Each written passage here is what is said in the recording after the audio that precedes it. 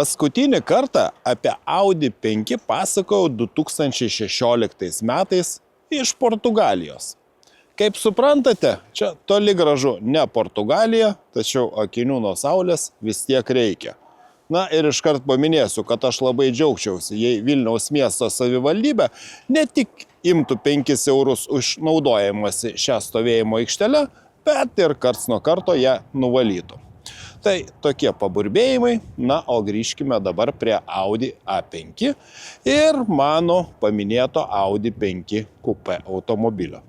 Taigi, dabar Audi A5 Coupe ir Audi A5 kabrioleto tiesiog nebelieka. Taigi, naujos, jau 3 kartos Audi A5 iš esmės pakeitė A4 modelį su vidaus degimo motoru.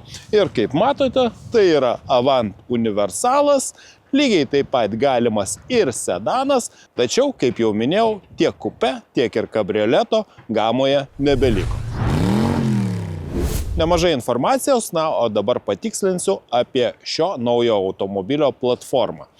Jis yra pirmasis modelis pagamintas naudojant visiškai naują Audi gamintojo PPC platformą. PPC arba PPC tai reiškia Premium Platform Combustion arba aukštesnės klasės automobiliams su vidaus degimo motorais skirta platforma. Aš netaip seniai bandžiau Audi Q6 e-tron. Jis yra pagamintas naudojant PPE platformą arba Premium Platform Electric. Na, galima susipainioti, tačiau toji platforma bus naudojama elektromobiliam. Na, o ši PPC platforma bus naudojama modeliams su vidaus degimo motorais. Tiesa, tik iki 2029 metų, kada visi automobiliai įgis vienintelę tik elektromobiliams skirtą platformą. Taigi ši PPC platforma yra paskutinė automobilio platforma sukurta modeliams su vidaus degimo motorais. Kad ir kaip gaila būtų tą pripažinti, tačiau ateityje gamintojas numato tik elektromobilius. Na, o kol kas pasižiūrėkime, kasgi yra po šio automobilio kėbulu. Pirmiausia, pakalbėkime apie išvaizdą. Žinoma, jie atrodo visiškai kitaip negu dar 2016 metais debiutavusi ankstesnioji Audi A5 karta. Štai čia yra modelis su priekiniais varančiaisiais ratais. Žinoma, automobilis galimas ir su visais varančiaisiais ratais. Kaip minėjau, čia yra universalo Avant versija, taip pat galimas ir sedanas. O vienas didesnių skirtumų, lyginant su ankstesnės kartos modeliu, tai yra tas, kad štai dabar durelės, kurios atsidarinėja beje tikrai labai solidžiai, yra su langų rėmais. Anksčiau Audi A5 Sportback, Audi A5 Coupe neturėjo langų rėmų. Na, iš vienos pusės tai atrodė gana originaliai, iš kitos pusės tikrai radau nemažai informacijos, kaip šio naujo automobilio savininkai ieškodavo sprendimų, kaip pagerinti garso izoliaciją. Tai štai toks niuansas. Na, ir Audi Avant visą laiką išsiskirdavo efektingai atrodančią automobilio galinę dalimi. Gal bagažinė ir ne tokia talpi, kaip siūlo konkurentai, tačiau atrodo tikrai efektingai. Ir iš šio automobilio bagažinė, žinoma, tilps daugiau negu į sedaną. Ir jinai talpina nuo 476 iki 1442 litrų. Į sedano bagažinę telpa iki 1299 litrų. Bagažinė yra valdoma elektra, tačiau ją atidaryti reikės paspaudus mygtuką. Ir taip, štai tokia gana žema, neypatingai aukšta, tačiau tikrai pravers keliaujant. Ir štai, jeigu norite nulenkti galinių sėdinių atlošus, trūktelėte rankenėlės ir štai gaunate gana nemažą ir talpią bagažinę. Aš dar turiu paminėti vieną niuansą, kalbant apie šią platformą. Iš esmės, tai mažesnieji Audi automobiliai yra gaminami naudojant MQB platformą ir juos montuojami varikliai skersai, didžiausi yra 4 cilindrų motorai. Na, o kalbant apie PPC platformą, tai galima sakyti yra 3 kartos MLB Evo platforma, kuri buvo ir yra naudojama didžiausiam Audi automobiliam, tokiem kaip Audi Q7, Audi A6. Na ir skirtumas nuo MQB platformos yra tas, kad čia varikliai yra montuojami išilgai. Šiuo atveju čia yra 2 litrų 150 kW turbo dizelinis variklis, tačiau S5 versija vis dar montuojamas V6 įspūdingos galios 270 kW motoras. Na žinoma, dar galima pabrėžti ir tokius dalykus, kai štai, pavyzdžiui, dabar išmetimo sistemos antgaliai yra tikri, o ne butaforiniai, kas kai kuriem automobilio vairuotojams taip pat nepatikdavo. Taip pat, žinoma, štai tokios išmaniosios LED šviesos, keičiančios štai netgi intensyvumą, kai priartėjama prie automobilio iš galo su keičiamu raštu. Na, visi tokie įdomus sprendimai didesniom individualizavimo galimybėm.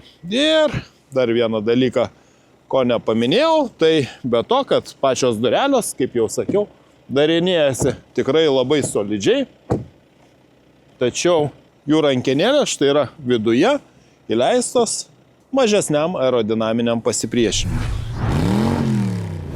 Žinoma, tai yra tradicinis universalas, tai reiškia, kad jis nėra aukštas, įsėsti tenka taip gana žemai, tačiau aš atkreipiau dėmesį į vieną dalyką, kad jeigu šio automobilio, na sakykime taip, paraleliniai platformai modeliams skirtiems su elektros motorais, PPE platformos automobiliui, Audi Q6 e-tron, aš turėjau priekaištų, kad sėdintiem gale vietos stebėtinai nedaug. Ir mano spėjimas buvo tas, kad tikriausiai toks sprendimas buvo priimtas ne tiek dėl platformos niuansų, tiek dėl noro labiau diferencijuoti Audi Q6 nuo Audi Q8.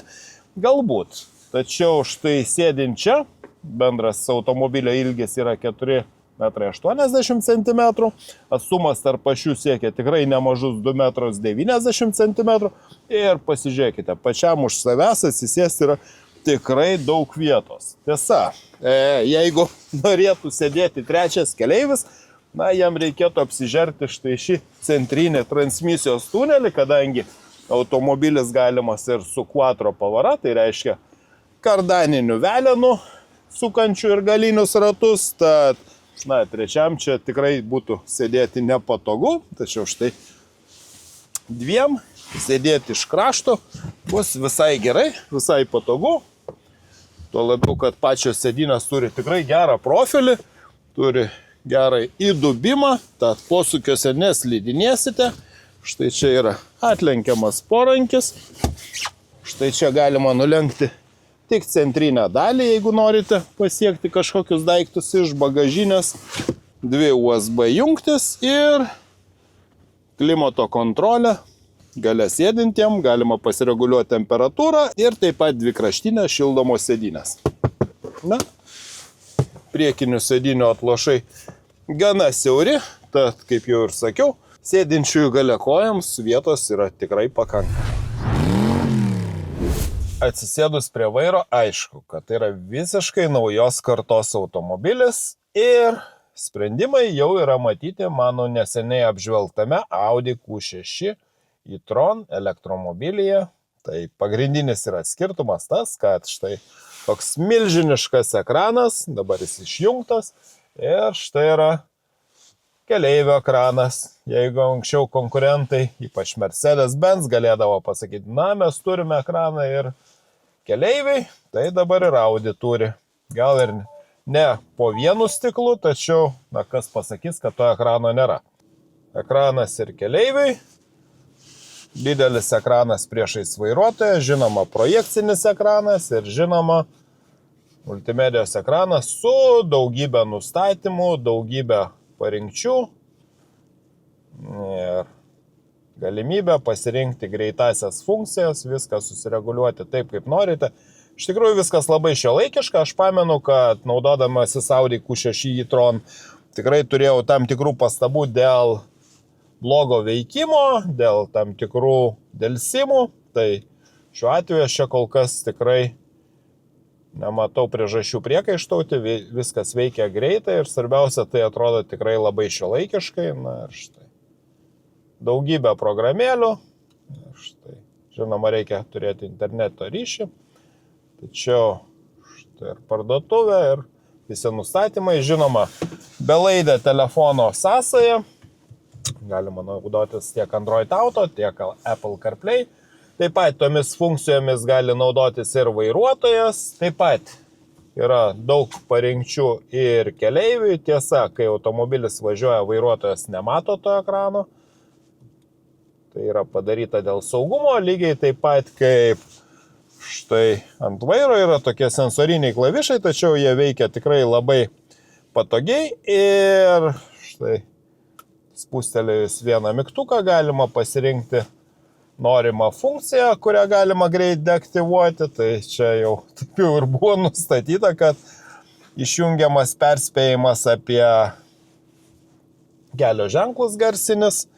Tad visos šiuolaikinės sistemos čia tikrai yra.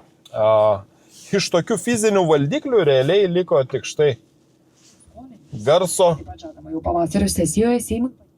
valdiklis ir viskas. Visa kita yra nustatoma multimedijos ekrane ir klimato kontrolė atskiras klavišas. Pirmą kartą mažesniuose Audi automobiliuose, mažesniuose nei Audi A6, vairo kolonėlė yra reguliuojama elektra.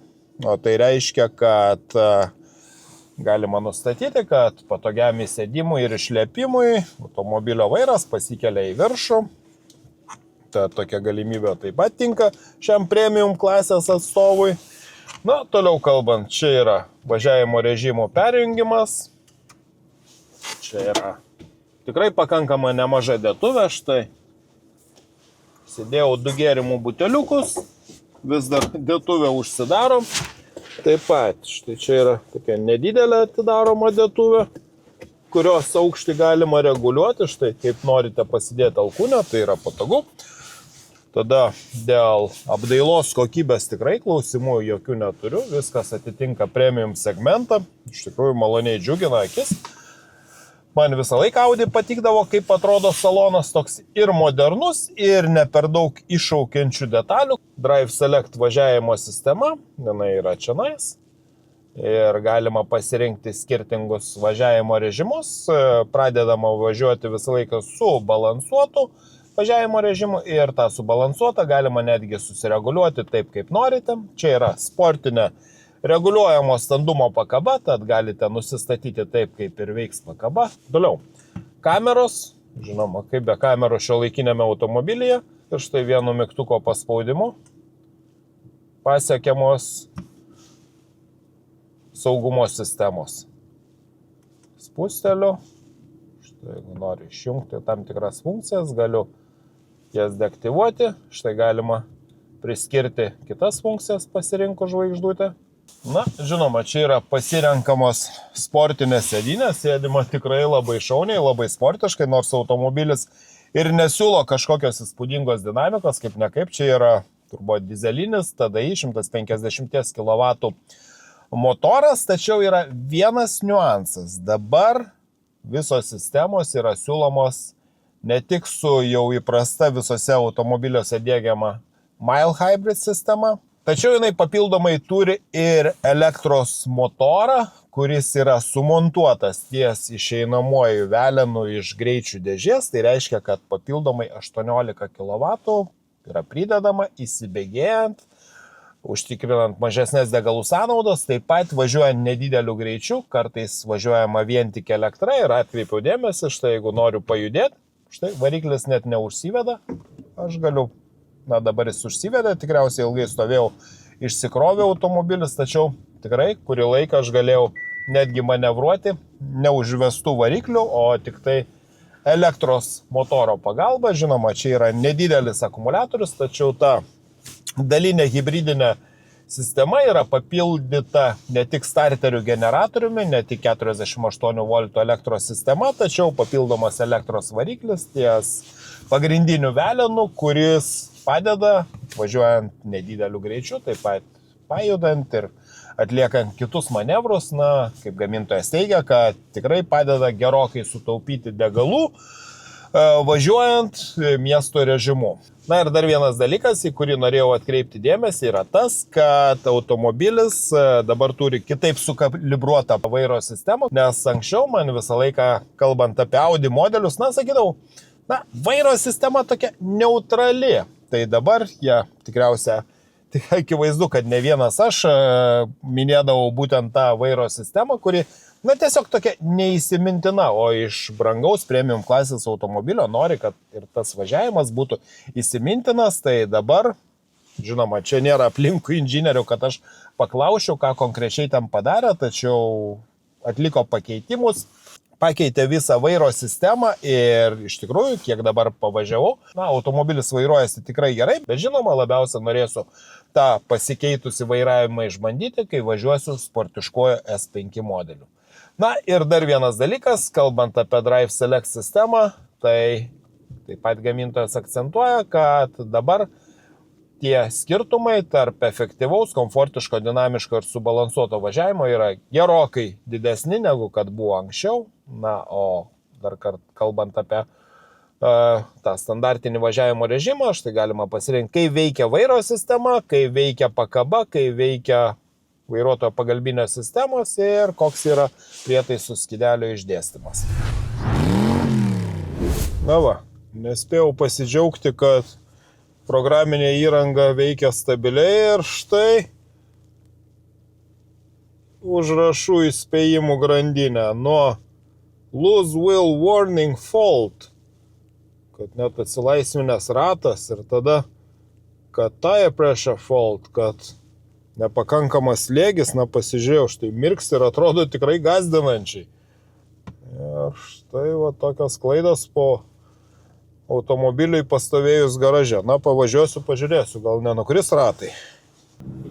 Dabar važiuoju, kažkodėl nusprendė ir išsijungti klimato kontrolę. Švis nieko nereaguoja.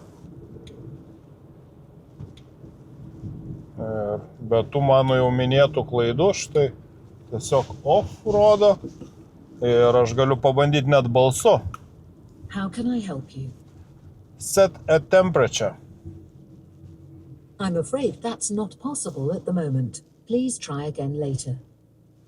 Vien klaidos ir maža to net pavaros gedimas parašyta. Limited performance. Tai apribota galia ir štai čia man girlianda šviečia visokiausių užrašų. Tai ne tik, kaip pradžiai pasirodė tik padanga, tačiau visa kita. Tai štai ir neveikia nei klimato kontrolė. Štai jam ir prašau. Kągi, pirmą dalį baigsiu važiuodamas gerokai anksčiau laiko į atstovybę atgal. Na štai, kartais testas pasibaigė net ir dorai neprasidėjęs. Taip man nutiko su naujoju Audi A5 Avant. Prijungus automobilio kompiuterį prie diagnostinio įrenginio, nustatyta, kad, na, tiesiog iškilo problemos su programinė įranga, ką akivaizdu ir mes visi matėme, tad tiesiog reikėjo perrašyti tą dalyką, atnaujinti programinę įrangą ir automobilis lyg niekur nieko dabar vėl puikiai atrodo ir gali toliau tęsti savo kelionę. Deja, aš daugiau neturėjau galimybės ir laiko juo naudotis, nes tuo automobiliu buvo suplanuoti kiti važiavimai, tad gavau pakaitinį automobilį. Ir ne bet kokį, o jau mano užsimintą S5. Ir šiuo atveju tai yra sedano versija. Na, o dar tiksliau šitą kėbulą būtų įvardinti kaip liftbacką. Audi S5 sedano modelis su įspūdingos galios V6 270 kW arba net 367 arklio galių motoru, su kuriuo šis automobilis iki 100 gali įsibėgėti vos per 4,5 sekundės. Iš išorės akivaizdu, kad yra gerokai dinamiškesnis, sportiškesnis automobilis. Tiesa, aš nepaminėjau, kad ir toji mano prieš tai norėta išbandyti Audi A5 Avant versiją turėjo sportinę pakabą su 2 cm žemesnę prošvaisą. Dėl to ir sniegėjai atrodė tokia žema. Tikriausia įprasto A5 Avant atveju aš rinkčiausi standartinę pakabą su šiek tiek didesnė prošvaisa. Na, o S5 tikrai tinka štai tokia žema prošvaisa. Žinoma, įspūdingo dydžio 20 colių ratlankiai, įspūdingo dydžio našios stabdžių apkabos. Na ir žinoma, visose šio modelio versijose yra quattro visų varančiųjų ratų pavara. Ir standartinėje komplektacijoje yra sportinis galinis diferencialas, posūkiuose skirstantis sukimo momento tarp skirtingų pusių galinių ratų. O štai čia yra šio automobilio širdis. 3 litrų V6 367 arklio galių motoras, kurio sukimo momentas siekia 550 Nm. Na, įdomu paklausyti, kaipgi skamba tas variklis. Štai.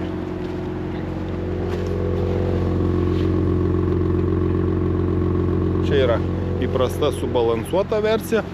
Tuo aš įjungsiu automobilio Drive Select režimuose sportišką režimą. Štai taip gražiai skamba šitas S5 varikliukas.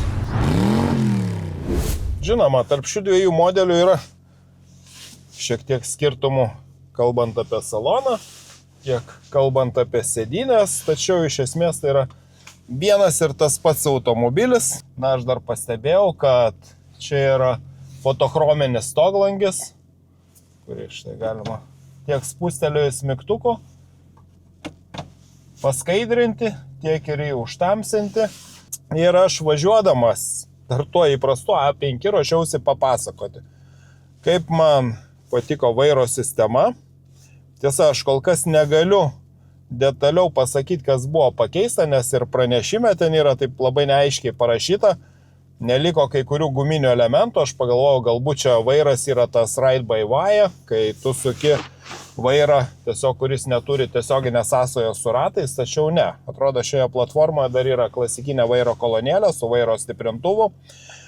Tačiau, na, buvo sumontuoti standesni elementai, aš jums pažadu tą dalyką išsiaiškinti, kai būsiu antros šios platformos automobilio pristatyme, tai bus Q5 SUV automobilis ir ten aš jau galėsiu pakalbėti užsienyje su inžinieriais, išsiaiškinti apie tos pakeitimus, apie vairo sistemą.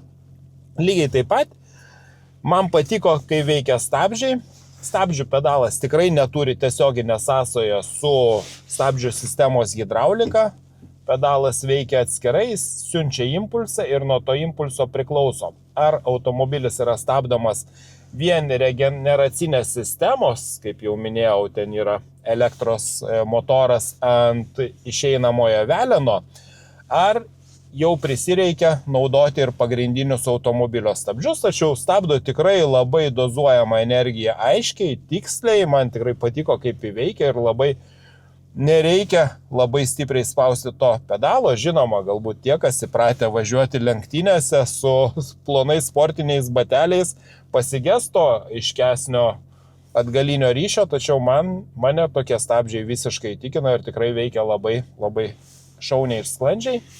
Ir dar vienas dalykas apie hibridinę pavarą. Na, štai aš dabar išjungiau, buvau palikęs ant Dynamic režimo apie hibridinę pavarą. Kaip jau minėjau, čia automobilis nemažai gali pavažiuoti ir elektra, na tas nemažai sąlyginai, ten 100 kitą metrų, štai aš galiu manevruoti važiuodamas vien elektra. Tai štai netgi šitas pats S5, 270 kW sportiškas automobilis, toksai truputį yra kaip Prius. Gerąja prasme, o kodėlgi nesutaupyti degalų, naudojantis elektros įkrovą. Taigi, štai dabar individualus režimas, galiu šiek tiek pavažiuoti elektrą, tai padeda sutaupyti degalų. Tiek S5, tiek A5 turi tas pačias transmisijas, tai yra 7 greičių 2 sankabų automatinės pavarų dėžės ir veikia jos tikrai labai sklandžiai ir tam sklandžiam veikimui tikrai labai padeda tas papildomas elektros motoras, tiek pajudant, tiek išjungiant variklį, tiek į vėl užvedant, viskas veikia labai sklandžiai. Ir aš būtent tą norėjau pasakoti sėdėdamas A5, ne sportiškame S5, bet pastebėjau, kad veikia labai panašiai. Jeigu pasirenkate Comfort ar Efficiency važiavimo režimą, iš tikrųjų tas pavarų perjungimas vyksta labai sklandžiai, automobilis pradeda važiuoti be jokių trūkčiojimų ir čia ne tik kalbant apie degalų taupimą, štai pasirinkau Efficiency režimą, štai išvažiuoju vien tik elektra. Priminsiu, čia yra mašina, kuri iki 100 įsibėgėja per 4,5 sekundės. Ir štai važiuoju vien tik elektra ir pastebėjau, kad tas pavarų perjungimas yra labai švelnus. Žinoma, jeigu pasirinksite Dynamic važiavimo režimą, kodėlgi jo jums nesirinkti, jeigu važiuojate tokia galinga mašina, tada jau važiuos jisai už visus pinigus, kaip sakoma. Tačiau štai, tik dabar įsijungia variklis, toks nedidelis trūktelėjimas. Tačiau veikimas ir ypač važiuojant mieste, ta Mild Hybrid Plus sistema, jinai tikrai veikia labai solidžiai, labai užtikrina gerą važiavimo komfortą. Tad, apie šią sistemą aš taip pat dar norėsiu pasikalbėti, kai būsiu Audi Q5 pristatyme. Tačiau man jį tikrai labai patinka.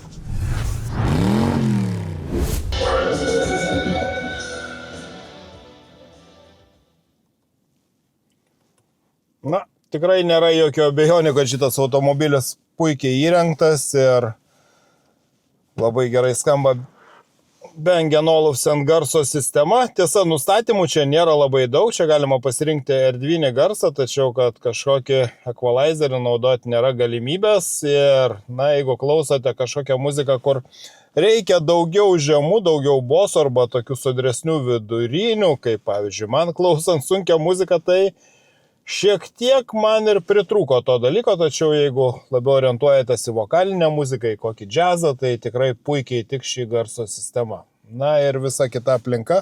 Žinoma, čia yra daug papildomos įrangos, apie kurią pakalbėsiu vėliau. Tikrai atrodo įspūdingai, viskas labai šaunu, kaip jau minėjau, A5 atveju tikrai neturiu jokių pretenzijų dėl kokybės. Ergonomikai ypač turiu pagirimą, nes galiu rasti tikrai šaunę sėdėjimo padėtį ir ypatingai kas man patinka, kad galiu sėdėti tikrai labai žemai, vairą patogiai galiu nusileisti į apačią kiek man reikia, išsitraukti taip pat kiek man reikia, kad kojos nebūtų per daug sulenktos.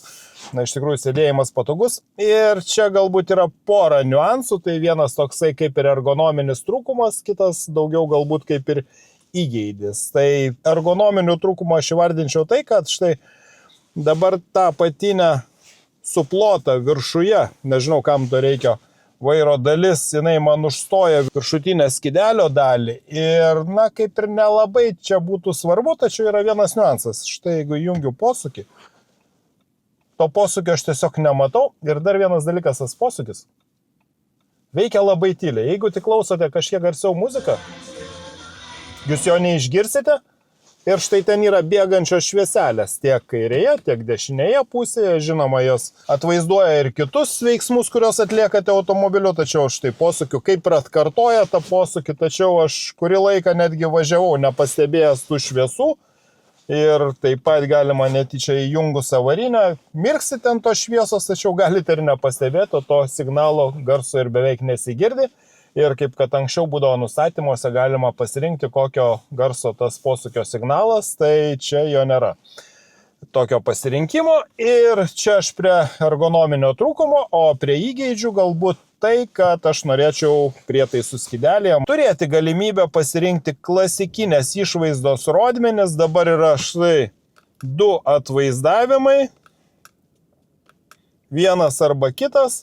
Ir dar einant per Drive Select, aš galiu pasirinkti štai kaip atrodo prietaisų skydelis, subalansuotas, dinamiškas, efektyvus. Iš esmės niekas čia labai ir nesikeičia.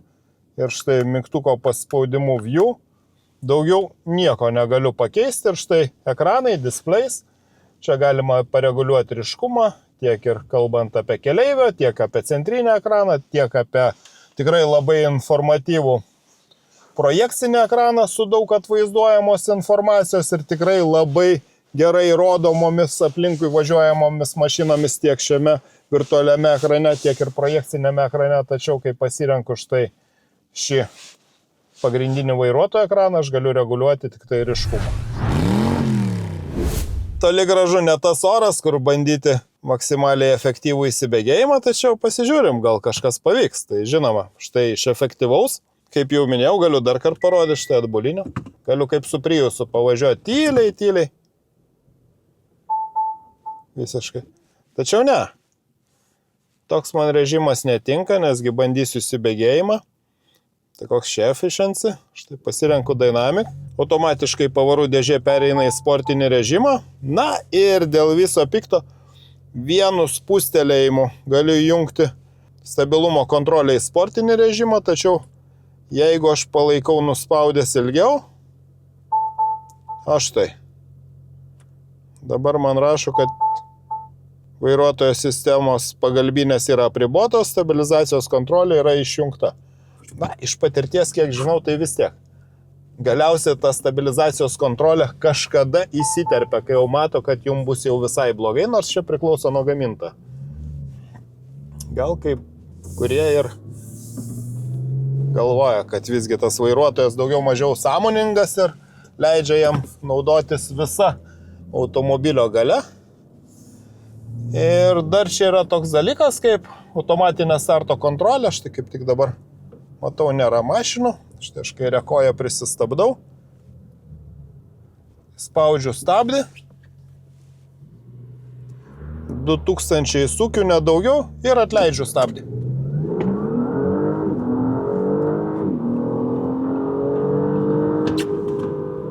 Na va, ir viskas. Na, toks negaliu pasakyti, kad labai kvapą gniaužiantis įsibėgėjimas, bet garsas tikriausiai girdite, kad toks visai neblogas. Ir štai aš galiu rankiniu režimu perjungti pavaras. O, kaip smagiai trūkteli. Man atrodo, rankiniu režimu man pasisektų geriau. Ir dar yra tas niuansas, ką gamintojas akcentuoja, kad S5 modelyje, aktyvavus rankinį režimą, sūkiai laikomi iki ribotuvo, pavara neperjungiama į aukštesnį, vairuotojas to nenori, galima atsiremti ribotuvo, na, tiesiog nebus netikėtumų kažkur posūkio, kai reikia daugiau traukos ir staiga perjungiama aukštesnė pavara. Pabandysiu tą padaryti, važiuodamas rankiniu režimu. Kairę koją stabdys, dešinę akceleratorius.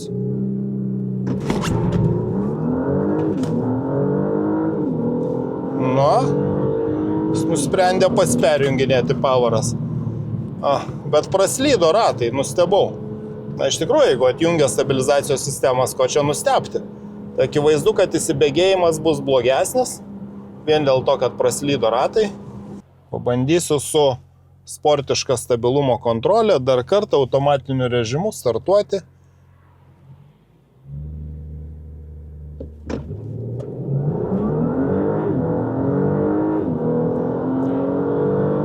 Na va, ir 100.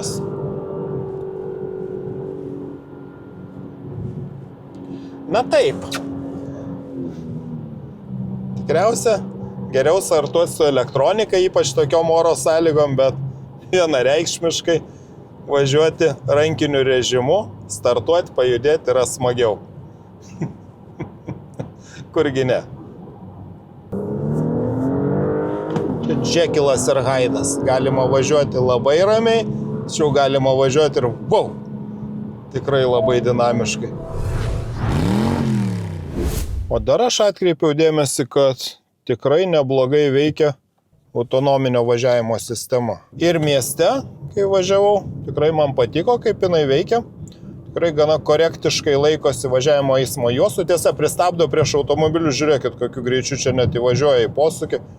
Na ir dabar jis man rodo iš toli, kad štai artėja greičio apribojimas. Tikriausiai reikia kažkokio nustatymo, kad jis pats automatiškai to apribojimo laikytųsi, tačiau štai net dešinėje pusėje nežymėtas kelkraštis ir jisai mato tą kelią. Na, aš dabar galiu pasakyti, kad štai pagaliau gamintojas, kuris pradėjo prilygti Tesla, kad jo tos savivaldžio važiavimo savybės tikrai neblogas, karts nuo karto paprašo palaikyti vairą. Kreipkite beje dėmesį, išdaužytas kelias, 20 colių ratlankiai, tačiau važiuoja pakankamai komfortiškai sureguliuojama pakaba. Na, čia kažkodėl išvažiavo, tačiau štai posūkis, jis mato kelią, čia štai kažkokia būda važiuoja prieš mane, bet, na va, prašau. Ir taip pat pats persirikioja, jungus posūkio signalą, jisai tada iš lėto, tada ar kokios 3 mašinos pravažiuotų, jisai persirikioja kitą eismo juostą, kad aplenktų tą lėčiau pirmoje juostoje važiuojantį automobilį. Čia yra įprasti amortizatoriai su reguliuojamo standumo magnetorologiniu skysčiu, ne pneumatinė pakaba. Tačiau tikrai jos veikimas, kaip ir pačių skirtingų režimų, nuo dinamiško iki komfortiško, tikrai labai juntamai skiriasi. Nes tikrai buvo vienas didžiausių priekaištų, kad, na, štai tie režimai vienas nuo kito tikrai nedaug skiriasi. Tai kai veikia pakaba, tikrai ženkliai pasikeičia į komforto pusę ir net bjaurus kelias pasidaro ne toks ir bjaurus. Na, o kada pakaba nėra tokia jau visiškai geležinė, tikrai dantų neišsibarškinsite ir nuvažiavęs nuo asfalto, tai galite atsijungti stabilizacijos kontrolę ir važiuoti smagiai.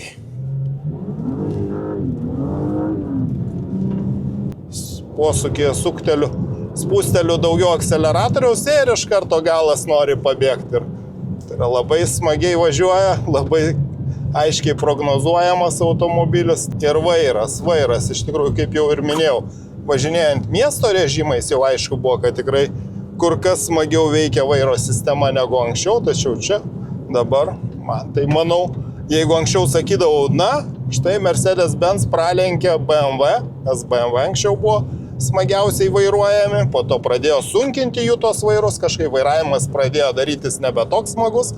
Tai man kažkaip jau kokį 10-metį Mercedes-Benz, jeigu iš tų 3 vokiškų premium segmento automobilių buvo smagiausiai valdomas. Na, o dabar turiu pasakyti, kad Audi tikrai vairuojasi labai šauniai, labai aiškiai. Vairo sistema suderinta tikrai labai puikiai.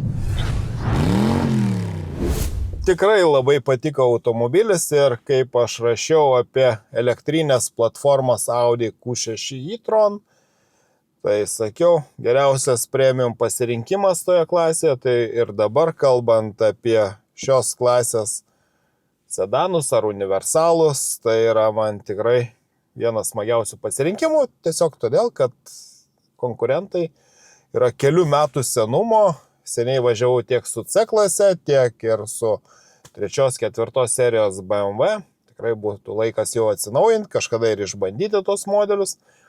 Na, o iš tikrųjų, kalbant apie visas savybės, apie šio automobilio su benzininiais, turbodizeliniais ir ypatingai su šio V6 TSI motoru, na, tikrai rasti priekaištų labai sudėtinga. Ir gali nedžiuginti, manau, 2 dalykai. Pirmas nedžiuginantis dalykas, jūs tapote liudininkais, kaip man užsidegė visa girlianda gedimų ir tai yra vienas iš tų niuansų, kai įsigyjamas automobilis, vienas pirmųjų su dar nestabiliai veikiančia programinė įranga ir tada nieko keisto, kad jisai siūlomas už tikrai patrauklę kainą, tačiau aš atsimenu bandydamas Q6 e-tron, tikrai pasirašiau labai daug pastabų, kas veikia nestabiliai, kas veikia ne taip, bet galiausiai aš galėjau važiuoti. Na, o labiausiai nedžiugina tada, kai nori važiuoti, o negali važiuoti. Taip nutiko šio Audi Avant atveju ir atsirado daug klaidų, kurios, žinoma, ištaisomos atnaujinus programinę įrangą, tačiau vėlgi, na, mažų mažiausia tai yra nesolidu ir mažų mažiausia norėtųsi išvengti tokių gedimų. Tad gamintojas tikrai turėtų išspręsti tuos dalykus ir į rinką paleistų gerokai stabiliau veikiančią programinę įrangą, nes, na, tikrai daug naudotojų, daug skirtingai naudojamų automobilių ir akivaizdu, jeigu jau man pasitaikė toks gedimas, tai tikrai tokių erzinančių trūkumų bus tikrai ne vienas. Tad, na, žinoma, Tai nėra kažkoks labai kritiškas dalykas, tačiau kiekvieną kartą vėl apsilankyti servise tam, kad būtų atnaujinta programinė įranga, na, tikrai nėra malonu, nėra patogu ir, na, naujas automobilis toks neturėtų būti, tačiau dėja, kaip žinome, iš praktikos dažniausiai taip ir nutinka su nauja platforma, su nauja programinė įranga, kad jinai veikia ne visai stabiliai, švelniai tariant. O kitas dalykas, kuris taip pat visai nedžiugina, tačiau su tuo jau reikia susitaikyti, tai štai mano rankose laikomi kainynai.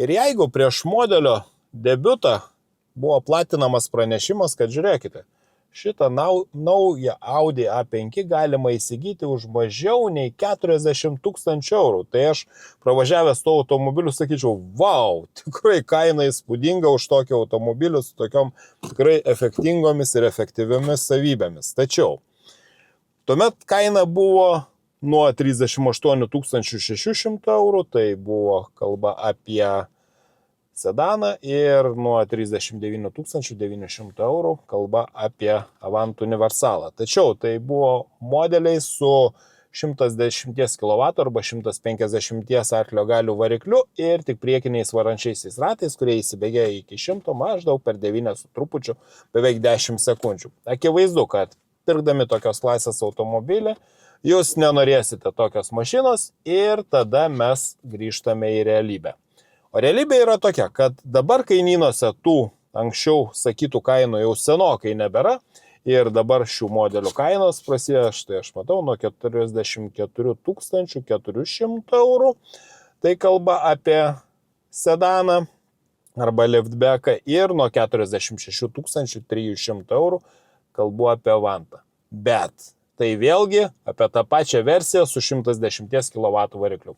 O jeigu jūs norite ir jūs tikrai norite ir jums reikia tos versijos su galingesniu 150 kW motoru, tokio automobilio kaina prasideda nuo 51 700 eurų, o universalas atsieis 53 600 eurų. Jeigu norite versijos su visais varančiaisiais ratais, tai tokiu atveju sedanas kainuoja nuo 54 400 eurų, universalas nuo 56 300 eurų. Ir tai dar būtų nieko, tačiau štai Audi A5, aš jau nekalbu apie šitą S5, čia paminėsiu kainas vėliau.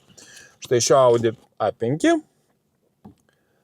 universalo, kurį bandžiau anksčiau, kaina yra nuo 54 400 eurų.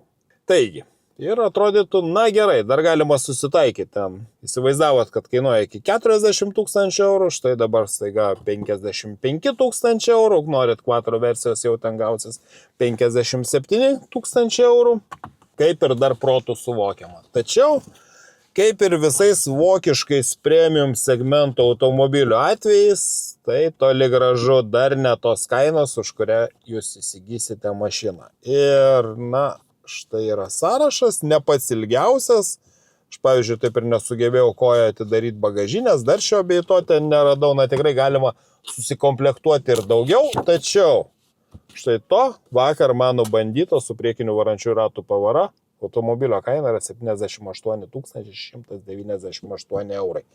Ir tai dar tikrai ne viršūnė. Tad jūs galite įsivaizduoti, quattro iš karto kaina būtų virš 80 000 eurų tos vakarykštės komplektacijos. Taigi, o Audi S5, prie kurio vairo aš čia sėdžiu, kuris man tikrai labai patiko, kaip sakau, tai yra Jekylas ir Hydas. Galima važiuoti tikrai labai ramiai. Tačiau galima važiuoti ir velniškai greitai, velniškai azartiškai. Na, dabar matau 12,8 litro 100 km degalų sąnaudas. Galima važiuoti ir taupiau, gamintojas nurodo iki 9 litrų 100 km sąnaudą. Žinoma, taupiausia būtų važiuoti dizelinių automobilių, tačiau visgi tai yra 367 arklio galių modelis, tai degalų sąnaudos tikrai nemanau, kad čia yra pats aktualiausias dalykas. Ir štai tokio mano bandomo sedano kaina prasideda nuo 86 200 eurų. Avant kainuoja dar keliais tūkstančiais brangiau. Ir štai panašios komplektacijos sąrašas, žinoma, jas modelius įeina daugiau bazinės įrangos, tačiau štai šis automobilis kainuoja 112 512 eurų. Ir, na, ties čia ir norėčiau baigti šią apžvalgą, tiesiog tikriausia galbūt nėra kitų alternatyvų, tačiau, na, aš matau, kaip siūlo japonai, kaip siūlo korėjiečiai, kaip siūlo ta pati Tesla. Savo komplektacijos yra kelios komplektacijos, tu gali pasirinkti tą, gali pasirinkti jau tikrai daug ten visko. Vokiškose automobiliuose visą tai net atrodo ir elementarius dalykus užsisakius papildomai, kaina išaugo gerokai. Tikrai visapusiškai geras automobilis, o, kaip jau supratote, priekaištaut galiu tik dėl dviejų dalykų. Pirmas, tai nestabiliai veikianti programinė įranga ir antras, kainos. Bet kainos čia jau mes nepasirinksime ir akivaizdu, kad ir konkurentai, kai pasirodys tiek nauji C-klasės Mercedes, tiek nauji 3-4 serijos BMW, akivaizdu, kad nebus ne ką pigesni, tad rinktis reikės iš to, ką turime, arba atsiras daugiau tų kompanijų iš rytų ir aš kalbu ne apie japoniškas, ne apie korejietiškas kompanijos, kurios galbūt pasiūlys premium sprendimų už gerokai patrauklesnę kainą.